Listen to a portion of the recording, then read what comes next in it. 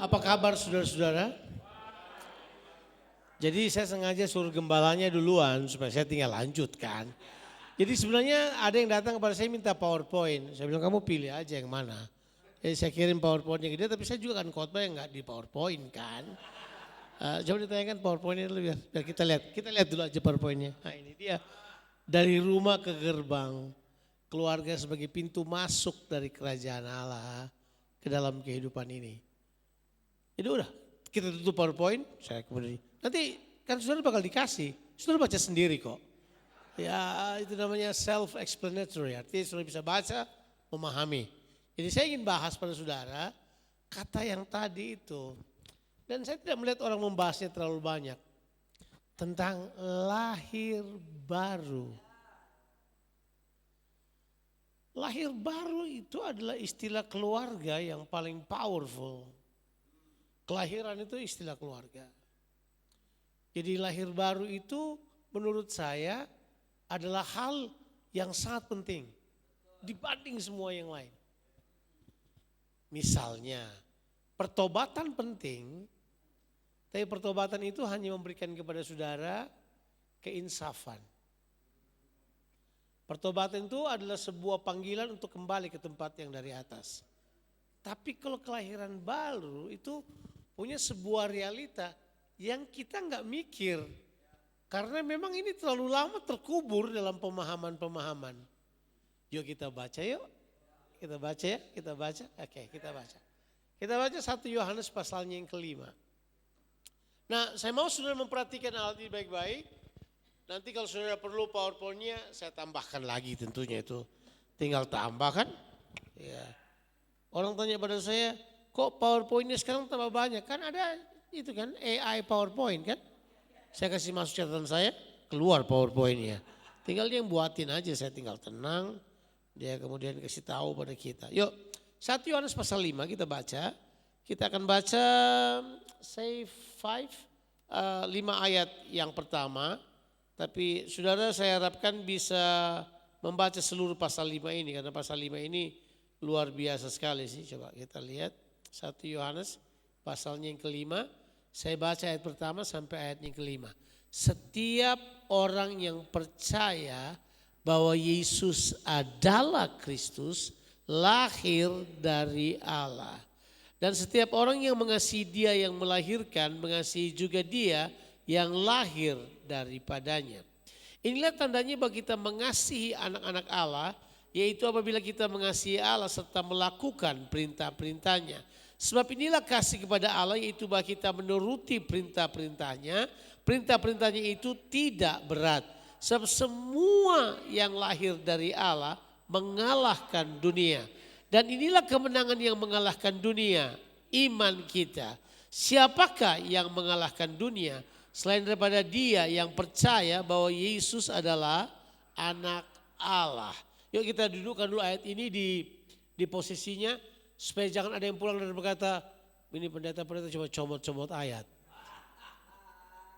Enggak, ini jadi penulis Injil 1, 2, 3 Yohanes, kitab Wahyu dan Injil Yohanes orangnya sama. Namanya Yohanes, murid yang paling muda dari Yesus Kristus waktu dia berjalan di bumi ini.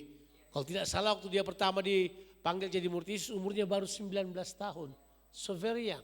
Dan waktu dia menulis surat Yohanes, 1, 2, 3 Yohanes, bahkan kitab Wahyu, dia menulis dalam rentang waktu antara tahun 95 sampai tahun 98. Jadi abad pertama udah hampir habis tuh. Kalau kita hitung logikanya, Yohanes adalah murid yang paling lama hidup dan dia telah melihat bagaimana perjalanan eklesia, gereja yang Tuhan Yesus bangun dari awal sampai 60 tahun kemudian. Jadi dia sudah, kalau dibilang ini, dia kaya dengan pemahaman tentang apa yang dia lihat, pengalaman pribadi, teologianya, pemahamannya, Roh Kudus bergerak. Jadi waktu Yohanes tulis 1, 2, 3 Yohanes, Injil Yohanes di kitab Wahyu, itu Roh Kudus sudah naik, sudah turun. Yesus sudah naik, Roh Kudus sudah turun, sudah 60 tahun. So it's been a while, 60 tahun. Jadi dia memang memperhatikan betul-betul. Makanya saudara akan melihat bahasa Yohanes itu tidak sama dengan Injil yang lain. Dan kemudian dia menulis Injilnya dengan naratif yang berbeda dengan Injil yang lain.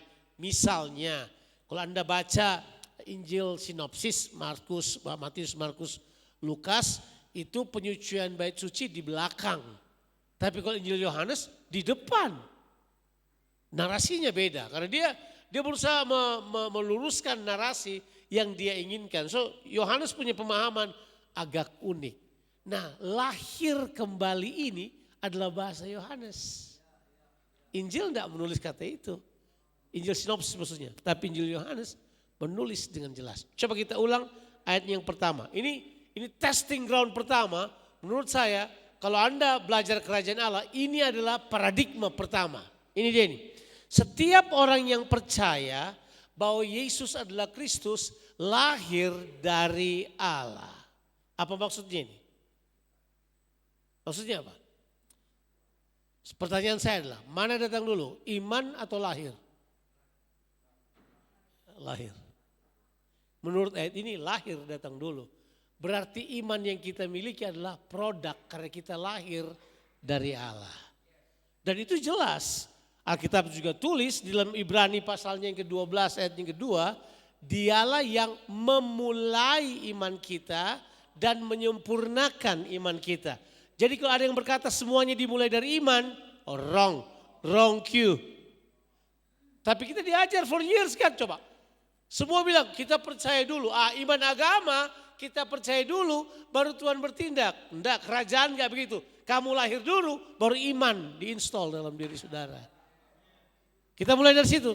Jadi iman Anda adalah produk dari kelahiran baru itu. Jadi lahir dari Allah itu penting banget. Nah, apa itu lahir dari Allah? Itu kan pertanyaan bagus. Lahir dari Allah maksudnya apa itu lahir? Ya, yuk kita baca yuk. Bahasa Yohanes. Yohanes pasalnya yang ketiga. Ayatnya yang pertama sampai ayatnya yang ke-8. Coba kita lihat ayat-ayat tersebut. Yohanes pasalnya yang ketiga ayat pertama sampai yang ke-8. Oh, saudara pas tahu ayat-ayat ini. Ini perjumpaan antara Yesus dengan Nikodemus. Inilah yang menunjukkan bahwa agama tidak akan paham kerajaan Allah. Agama adalah apa yang saya sebut dengan pembutaan mata orang agama melakukannya sehingga orang gagal melihat kerajaan Allah. Pak Roni memulainya dengan statement itu tadi. Coba kita lihat Yohanes pasalnya. Jadi saya kasih tahu aja ayat 1 dan ayat kedua. Nikodemus ini adalah pemimpin agama ditulis. Dia adalah pengajar umat Israel. So dia datang di tengah malam karena malu dilihat. Kenapa ada orang besar seperti dia, dirjen pembimbing Kristen atau siapalah datang ketemu rabi nggak jelas, rabi rockers lah kira-kira gitu. Kenapa dia ketemu tengah malam? Who is this guy gitu kan? Tapi ayatnya yang kedua memberitahu bahwa dia mencoba berbahasa basi dengan Yesus. Dia coba flatter Jesus. Dia berkata, kami tahu engkau datang dari Allah. So tidak mungkin kamu orang melakukan hal-hal yang seperti kau lakukan kalau dia tidak datang dari Allah. Emang Yesus merasa gede? Enggak. Yesus langsung menurut saya adalah Yesus langsung kasih paku di kepalanya. Pak! Kalau kamu tidak dilahirkan kembali, kamu tidak akan melihat kerajaan Allah. Kaget. Dia berusaha flatter Jesus kan. Dia berusaha untuk puji-puji Yesus. Yesus langsung berkata enggak. Kalau kamu tidak dilahirkan kembali, engkau tidak akan melihat kerajaan Allah. Terus dia coba untuk menggunakan logika. Dan dia berkata gini, oh bagaimana mungkin aku yang sudah tua ini dapat masuk lagi dalam rahim ibuku supaya aku dilahirkan kembali. Yesus ulang lagi. Kalau kamu tidak dilahirkan kembali, kamu tidak dapat masuk ke dalam kerajaan Allah. Terus Yesus katakan kata yang berikutnya, ya daging ya daging, roh ya roh. Itulah sebabnya aku berkata kepadamu, engkau harus dilahirkan kembali. Kemudian dia berkata, ya kamu tahu angin kan, kamu bisa melihatnya tapi kamu tidak bisa merasakan. Apa kamu bisa merasakan, tapi kamu tidak melihatnya. Demikianlah orang-orang yang lahir dari Allah. Artinya mereka tidak dapat terdeteksi oleh logika dunia. Jadi nanti kita bahas sebentar itu. Nah sekarang saya mau bahas saudara, apa yang dimaksud dengan kelahiran baru? Jadi kelahiran baru itu bukan gini, oh saya kemudian nangis, saya senang. Enggak. Yang dibilang oleh Yohanes, lahir baru ini engkau melihat pemerintahan Allah di benakmu. Itu lahir baru. Mau tahu anda lahir baru apa tidak? Apakah Tuhan memerintah kehidupanmu? Itu terlihat di penglihatanmu. Kamu akan melihat kerajaan Allah. Sudah melihat kerajaan Allah? Artinya engkau melihat pemerintahan Allah dalam kehidupanmu. Kita enggak lihat itu. Waktu saya pertama bertobat, saya enggak lihat itu. Saya baru lihat kerajaan Allah tahun 2005. Baru 21 tahun lalu. Padahal sebelumnya saya sudah bertobat 20 tahun sebelumnya pada waktu itu. Saya kan sudah terlibat dalam pelayanan 44 tahun ini. Saya memulai pelayanan umur 16 tahun. Bayangkan 20 tahun saya tidak melihatnya. Jadi saya agama. Walaupun saya tumpang tangan orang sakit sembuh. Walaupun saya berkata dalam bahasa roh, saya tetap agama. It doesn't matter what you think about what you actually experience. Tapi apa engkau melihat Allah memerintah dalam kehidupanmu? Kamu lihat enggak? It becomes your paradigm enggak? Itu kemudian menjadi sebuah pemahaman pandangan kehidupanmu enggak? Kalau kamu enggak lihat itu, Anda belum lahir baru.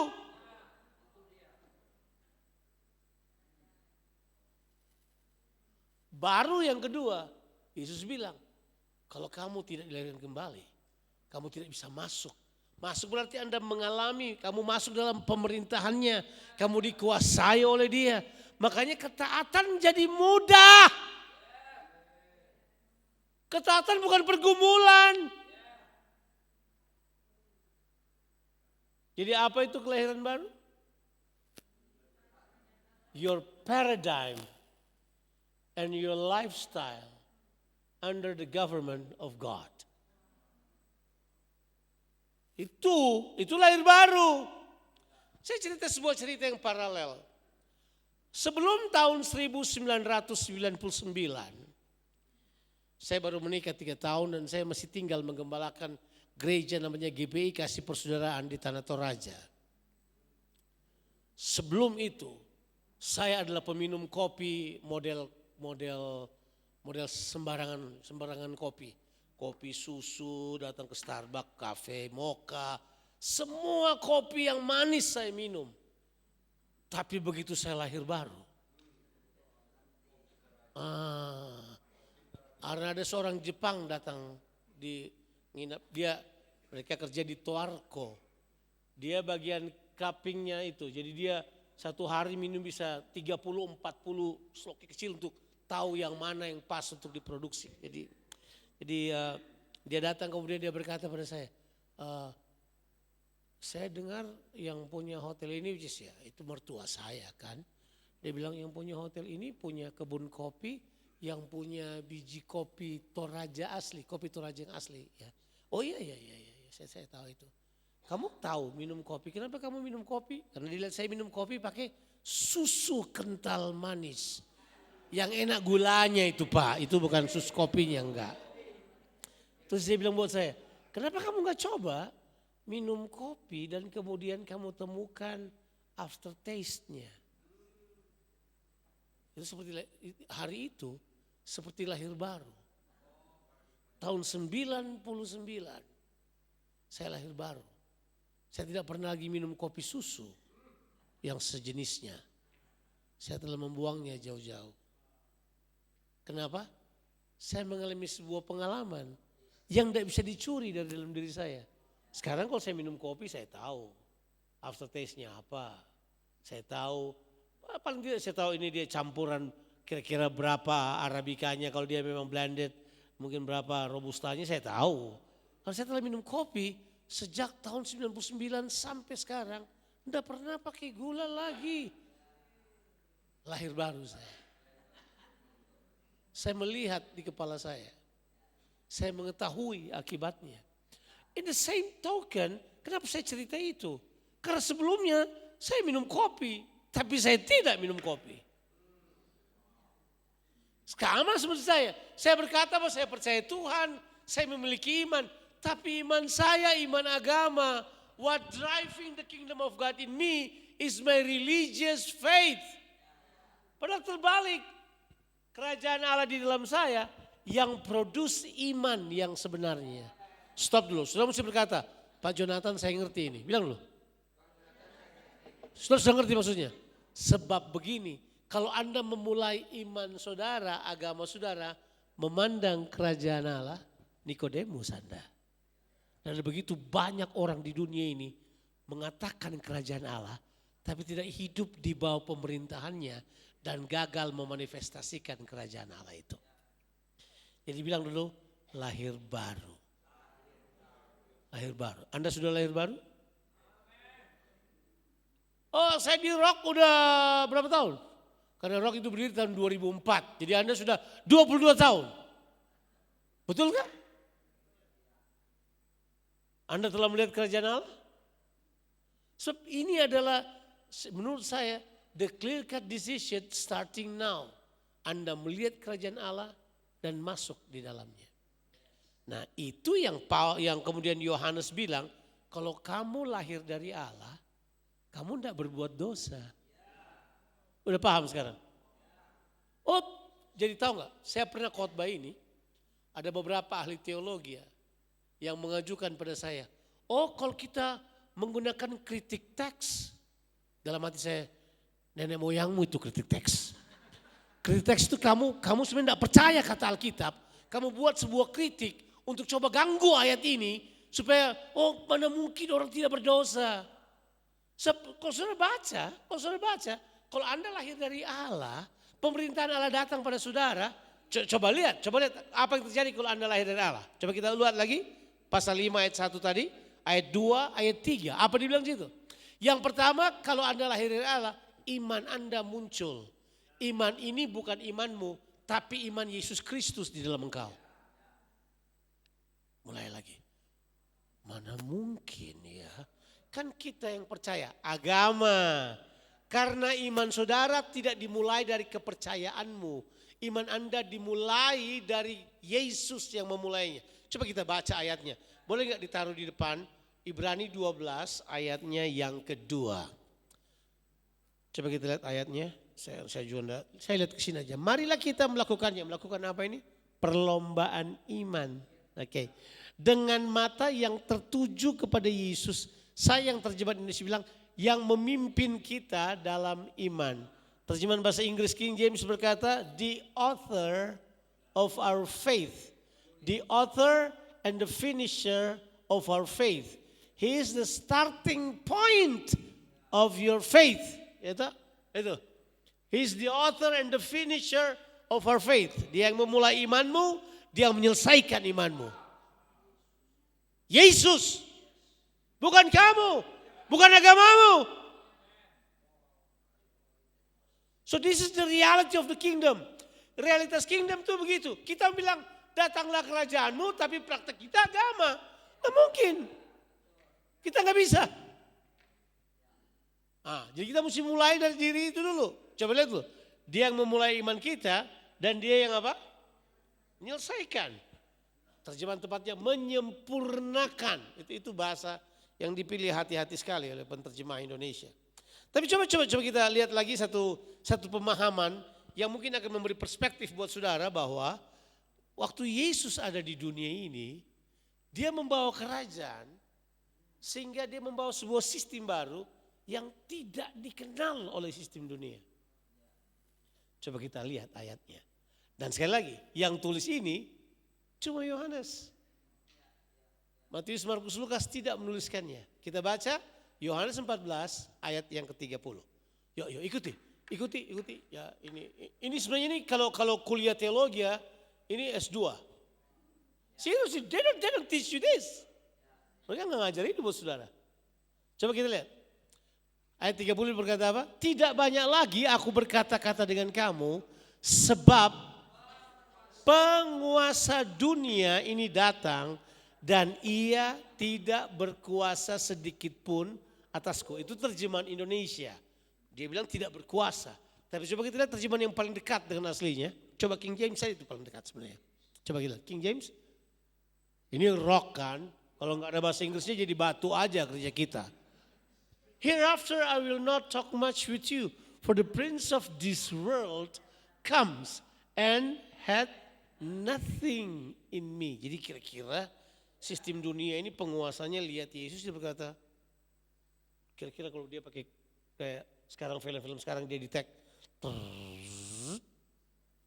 sistem gua nggak ada dalam orang ini. Itu maksudnya. He had nothing in me. Jadi kira-kira kalau kita pakai bahasa kita lebih kita adalah produk saya nggak ada dalam orang ini. Produk dunia saya yang tanpa Allah nggak ada dalam orang ini. Dia kayaknya beda. Dan Yesus bilang bahwa Roh Kudus yang dikirim buat kita memberikan kepada kita apa yang saya kenali dengan ini. Kita punya kesadaran baru bahwa penguasa dunia ini sudah dikalahkan. Dan dia bukan cuma sudah dikalahkan, dia telah dihakimi. Coba kita baca ayat ini. Kita pergi sekarang ke Yohanes 16 ayatnya yang ke-8 sampai mungkin 10. Coba kita lihat. Oke. Dan kalau ia datang, ia ini bukan nabi yang terakhir yang menurut agama lain ya. Ia ini adalah Roh Kudus kan, Parakletos. Ia akan menginsafkan dunia akan dosa, kebenaran dan penghakiman. Bilang loh, akan dosa, kebenaran. Oke, nah kita ini lebih banyak sadar dosa, kurang sadar kebenaran. Tukar paradigm. Paradigm shifting. Bahwa kita harusnya lebih sadar kebenaran daripada sadar dosa. Halo? Tapi kita lebih sibuk urus dosa. Jadi gereja for ages membangun sebuah pelayanan yang sifatnya hanya ke dosa. Kalau kebenaran dia gak boleh beres. Enggak, padahal sadar kebenaran itu sesuatu yang sangat menyenangkan. Iya, kan bukan kayak itu yang dikerjakan buat kita. Ingat, apa itu? Roh yang diberikan kepada kita, yang isinya kebenaran, betul kan? Yang tadi dibahas oleh Pak Roni, kerajaan Allah bukan soal makan dan minum, tapi soal apa? Kebenaran.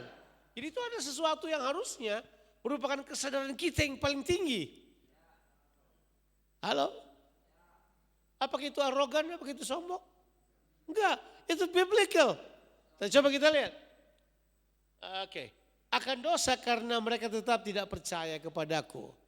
Jadi Roh Kudus akan ingatkan dosamu. Orang kan dunia berkata bahwa dosa itu enggak ada. Oh dosa ada. Ya, tapi ya kalau tidak sadar dosa bagaimana mau bertobat kan? Oke, terus akan kebenaran kan aku pergi pada Bapa dan kamu tidak melihat aku lagi. Tapi ini yang jarang didengar, saya dengar orang khotbahkan ayat ini. Coba setelah ini, coba. Apa ditulis itu? Akan penghakiman karena apa? Anda pernah dengar ini dikhotbahkan di hari Minggu? Kalau mungkin Anda dengar dalam setahun sekali itu hebat sekali Anda. Saya ikut Tuhan 44 tahun. Cuma 2 orang saya pernah dengar khotbah ini. Salah satunya adalah Pendeta Sam Sokota. Itu kan dia Bapak Rohani saya mendengarkan semua khotbahnya. Ya, saya jarang mendengarkan orang mengkhotbahkan ini. Akan bawa arti akan penghakiman karena apa? Penguasa dunia bukan nanti, bukan apa? Telah apa? Jadi kalau kita penuh Roh Kudus, kesadaran kita beda. Karena ini dia, nanti saya akan jelaskan tentang kelahiran baru apa yang kerjakan. Tapi ditulis oleh Alkitab bahwa orang yang lahir dari Allah, dia melihat kerajaan Allah. Dia masuk dalam kerajaan Allah. Kemudian yang kedua yang terjadi adalah dia mengasihi dengan mudah. Kalau Anda susah mengasihi, jangan-jangan Anda belum lahir baru. Kalau Anda susah taat, jangan-jangan Anda belum lahir baru. Agama yang bikin kita seolah-olah mentaati Tuhan itu susah. Padahal ditulis, coba kita lihat. Coba kita lihat lagi kembali di 1 Yohanes pasalnya yang ke-5, ayatnya yang ke-3. Setiap orang percaya, sebab inilah kesaksian, inilah kasih kepada Allah yaitu bahwa kita menuruti perintah-perintahnya. Tapi tebak, Orang sekarang mengatakan kasih sebagai apa? Hanya beri-memberi. Karena dia mengasihi, dia beri saya ini. Saya mengasihi, saya beri dia ini. Itu kita sebut sebagai romanticized gospel. Ya, gospel diromantiskan. Romanticized gospel. Orang berbicara tentang kasih Allah lebih daripada pemerintahan Allah. Padahal kasih itu cuma produk dari kalau Anda dilahirkan kembali. Terus saudara mulai pikir, masa? Aduh, ini kayaknya teologi yang maksa ini. Enggak, paradigma kita ribuan tahun salah. Terus dia bilang, perintah-perintahnya itu apa? Karena apa? Coba kita lihat ayat berikutnya. Sebab semua yang lahir dari Allah mengalahkan dunia. Nah, no, I want you to think now. Sekarang lihat dulu. Apakah di dalam saudara ada hal yang duniawi? Nah, coba kita jujur. Iya kan? Iya kan? Saya dengan istri saya, kita mengalami training yang cukup banyak dalam hal financial, bagaimana kita harus mengelolanya dengan baik. Oh, kita dilatih juga. Kita dilatih juga sampai bilang tidak. Kita ditrain untuk tidak bergantung pada keuangan. Tidak bergantung kepada itu. Bergantung kepada Tuhan itu susah. Tapi dia bilang kalau kamu lahir dari Allah. Itu kamu kalahkan. Dunia apa sih sebenarnya? Kita sudah baca tadi kan. Sistem kan. Yang isinya adalah keinginan mata, keinginan daging, dan keangkuhan hidup. Itu dunia. Kita sudah kalahkan belum? Kita baru gak disalamin pendeta aja kita marah kok. Kita pada dasarnya sangat duniawi yang karena kita gak lahir dari Allah kita anggap itu susah. Jadi kita kemudian karena kita anggap susah kita adapt. Jadi kita kan berkata prinsip yang dikatakan. Things that you cannot beat. Hal yang tidak kamu kalahkan, bersahabatlah dengan hal tersebut kan. Iya kan? Kalau kamu tidak bisa kalahkan, apa? Bergaulah dengan dia. Enggak, Alkitab bilang dunia kamu kalahkan. Coba kita lihat lagi. Siapakah yang mengalahkan dunia selain pada apa? Dia yang percaya bahwa Yesus adalah anak Allah. Ayat yang keempat, coba kita lihat yang keempat. Itu ayat keempat yang lebih jelas itu. Oke, sebab semua yang lahir dari Allah mengalahkan dunia. Dan inilah kemenangan yang mengalahkan dunia. Iman kita. Iman seperti apa itu? Iman yang mengalahkan dunia ini, itu yang ngomong hanyalah Paulus. Paulus yang bilang ayat tersebut. Yang kita suka nyanyikan lagunya, Galatia 2 ayat 20. Aku telah disalibkan bersama Kristus. Tapi aku hidup. Tapi hidupku bukan aku lagi, tapi Kristus yang hidup di dalam aku. Dan hidup yang kuhidupi sekarang di dalam daging adalah apa? Hidup karena imannya anak Allah. Saya terjemahkan. Hidup karena imannya anak Allah. Sayangnya ditulis hidup dalam iman di dalam anak Allah. Coba kita lihat terjemahan bahasa Inggris. Coba kita lihat. Galatia 2 ayat 20. Namun aku hidup tapi bukan lagi aku sendiri yang hidup. Melainkan Kristus yang hidup di dalam aku. Dan hidup yang kehidupi sekarang di dalam daging adalah hidup oleh iman dalam anak Allah. Nah, coba kita lihat terjemahan bahasa Inggris. Coba kita terjemahan bahasa Inggris. Ini oke. I am crucified with Christ, nevertheless I live, yet not I, but Christ liveth in me. And the life which I now live in flesh, I live by the faith of. Bukan faith in, faith of. Kalau saya bilang faith of berarti imannya anak Allah. Jadi kita sekarang hidup dengan imannya anak Allah. Karena kita lahir dari dia, kita sekarang memanifestasikan imannya. Itu dia yang disebut kita lahir dari atas. Iman ini yang mengalahkan dunia. Imannya Yesus dalam kamu. Tapi kan kita ganti. Makanya kerajaan Allah itu soal lahir baru. soal lahir dari atas, lahir kembali. Bukan cuma pertobatan agamawi, enggak. Tapi kita udah rubah semuanya kan. Istriku pasti mikir dalam kepala, bagaimana kalau saya menginjili orang. Apakah saya coba bilang ini, doakan ini dan kamu selamat. Mereka tidak menawarkan keselamatan. Mereka menawarkan kelahiran baru. Karena memang kerajaan Allah itu soal lahir baru. Tapi kita nggak mau. Kita nggak suka kelahiran baru. Kita lebih suka hidup dengan agama aja. Sebab itu yang paling berat. Tapi anyway, saya mesti selesaikan, waktunya udah mau selesai. So no, kita tepat waktu aja. Tapi saya sudah sampaikan pada saudara bahwa kelahiran baru ini penting. Kita lahir baru karena apa? Karena Injil Kerajaan Allah. Saya kasih bukti dalam waktu 10 menit ini. Coba kita baca sekarang yang kita 1 Petrus pasal 1 ayatnya yang ke-23. Coba kita lihat. Jadi ada beberapa ayat yang menunjukkan kepada kita Yesus menawarkan lahir di dalam roh. Kamu tidak boleh lahir dari dunia. Kamu harus lahir di dalam roh. Itu lahir dari Allah namanya. Di sini ditulis lahir dalam roh itu adalah lahir dari firman dan roh kan seharusnya. Coba kita baca. Karena kamu telah dilahirkan kembali bukan dari benih yang fana tapi dari benih yang tidak fana oleh firman Allah yang hidup dan yang kekal. Firman apa ini yang hidup dan yang kekal? Injil. Coba kita baca ayat 24. Sebab semua yang hidup adalah seperti rumput dan segala kemuliaan seperti bunga rumput. Rumput menjadi kering dan bunga gugur. Ayat 25. Tetapi firman Tuhan tetap untuk selama-lamanya. Inilah firman yang apa? Jadi ayat 24 dan 25 itu dikutip dari mana sih? Oke. Yesaya 40. Pertama kali kata kabar baik muncul di Alkitab adalah Yesaya 40. Yesaya 40 itu mendefinisikan artinya kabar baik itu apa? Mau tahu artinya kabar baik? Mau tahu artinya Injil itu apa? Kabar baik, tapi bukan kabar baik biasa. Bukan kabar baik karena perang di Iran selesai, bukan.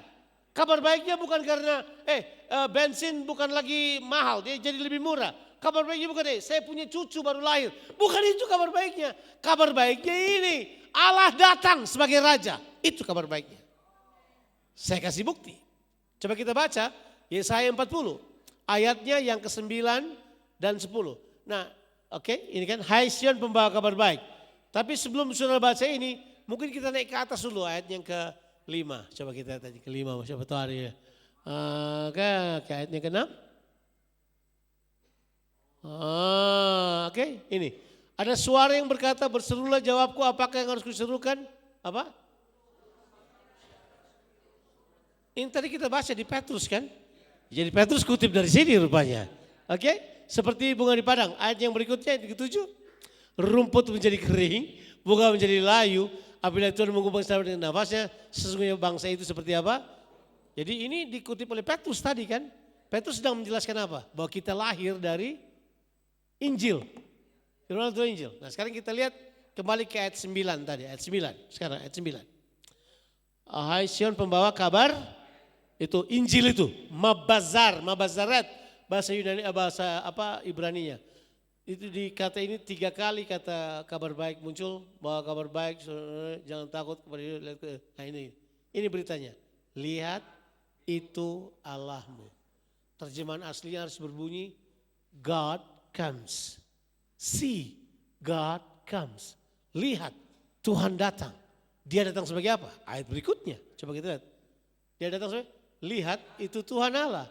Ia datang dengan, saya itu kekuatan. Harusnya datang dengan kerajaan, pemerintahan. Dan dengan apa? Tangannya ia berkuasa. Dan kemudian dilihat mereka yang menjadi upah jadi penyanyi bersama-sama dengan dia. Nah itu menunjukkan bahwa dia datang dalam kerajaannya. Itu Injil. Jadi Injil itu bukan, makanya Injil itu bukan cuma Injil keselamatan. Injil itu Injil kerajaan yang berkata God comes as a king. Tapi kan kita nggak mau. for years untuk 500 tahun. Karena ya pengajaran reform berkata bahwa ya Tuhan datang sebagai manusia, dia cuma Tuhan aja, dia juru selamat aja. Pemahaman Injil ini yang menyebabkan kita dilahirkan kembali, kata Petrus. Oke, saya ulangi lagi apa yang sudah saya katakan dalam pertemuan kita kemarin dalam Kingdom Paradigm. Saya katakan bahwa cara Tuhan memerintah itu ada 3. Yang pertama adalah representasi, perwakilan. Kita perwakilan pemerintahan Allah. Yang kedua, delegasi. Dia mendelegasikan kuasanya pada kita. Oke, nah mari saya beritahu pada saudara. Kita, saya percaya kesembuhan ilahi, saya percaya masih berlaku sampai sekarang.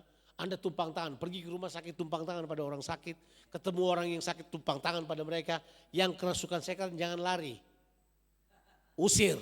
Kalau perlu kunci dalam kamar, kalian berdua aja sama situ yang kerasukan setan. Tinggal lihat siapa yang keluar kan. Zaman dulu kita digituin tuh. Jadi yang jelasnya adalah kuasanya nggak berhenti sampai di situ. Kuasa yang Tuhan mau bawa kembali adalah kuasa pemerintahan. Anda memerintah bumi ini kembali. Anda memerintah. Nah, nanti kalau kita ada waktu kita tanya, siapakah yang diperintah? Pertanyaan salah itu kalau bertanya siapakah yang diperintah. Harusnya apa yang diperintah, bukan siapa yang diperintah. Nanti besok dalam pertemuan dengan generasi muda kita akan bahas ini. Kita akan bahas. Jangan gitu dong, nanti udah masih muda belum? Ya boleh lah, oke. Nah yang saya mau katakan ini yang terakhir supaya saudara ingat baik-baik ini. Orang yang lahir dari Allah tidak berbuat dosa. Coba kita baca 1 Yohanes 5 ayatnya yang ke-18 dan kita selesai dalam ide ini. Terakhir, kita tahu bahwa setiap orang yang lahir dari Allah tidak berbuat dosa. Tetapi dia yang lahir dari Allah melindunginya dan si jahat tidak dapat apa? Menjamahnya. Bilang dulu yang lahir dari Allah tidak berbuat dosa. Nah dalam konsep ini kalau saudara baca, dia sedang menjelaskan ada dosa yang bukan dosa-dosa kekafiran. Yang kan kita pikir dosa itu apa? Sihir, enggak. Tapi ini dosa yang sangat simpel, yang menurut saya adalah kecelakaan terbanyak kita. Dosa yang ini mungkin Anda tetap berbuat baik, mungkin Anda tidak berbuat apa-apa bahkan. Tapi dosa yang ini adalah Anda melenceng dari tujuan. Tujuan Allah adalah serupa dengan Allah dan memerintah. Stay on this. Yang lain gak penting loh sebenarnya. Stay on this. Tapi kita, saya buat baik, saya nggak buat salah, saya nggak tidur sama istri orang, saya nggak mencuri, tapi kita nggak buat ini. Itu yang namanya dosa. Dosa adalah melenceng dari sasaran. Tuhan Yesus memberkati.